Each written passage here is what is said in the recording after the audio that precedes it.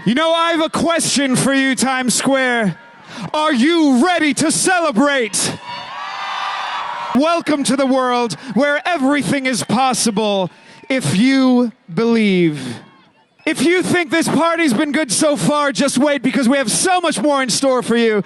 So let me hear you scream, Times Square.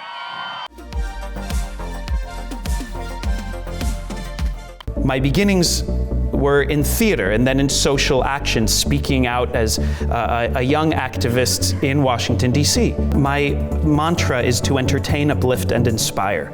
My art isn't about myself. It's not about me, it's about the audience. It's about the characters I play. I very much believe that there's always a seat at the table for you.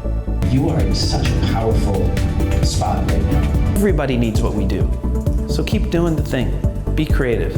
What was my line? The way to find your voice is by opening your mouth. It's a good line. The day of its establishment, from 600,000 people to over 8.5 million people today.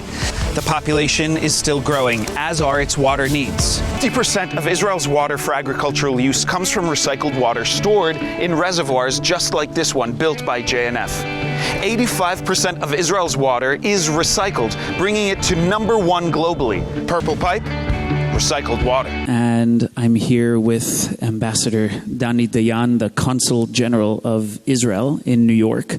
One of the concepts that are important to me when we find something that we think needs to be changed in our society, in our community, it's to change the system within the system.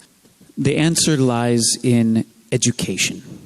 So all of us must see ourselves as educators and as students, where we can take this information and impart it onto others, to create friends where once there was animosity, to welcome people into our us instead of seeing it as an us-them. We then are not, as you said, activists, but leaders as well. In this piece, it continues to people saying that I don't look Jewish, or that I don't act gay, or that I'm too gay, or that I'm very American when I'm abroad, or that I'm not American enough. And it's like, well, who are you to tell me what I am? We are still one nation. We are still one community. And when any part of our community needs help, it's up to us to help and support. I started creating my art before social media was a thing, and then when social media was around, I was like, oh my God, I can now have a larger audience.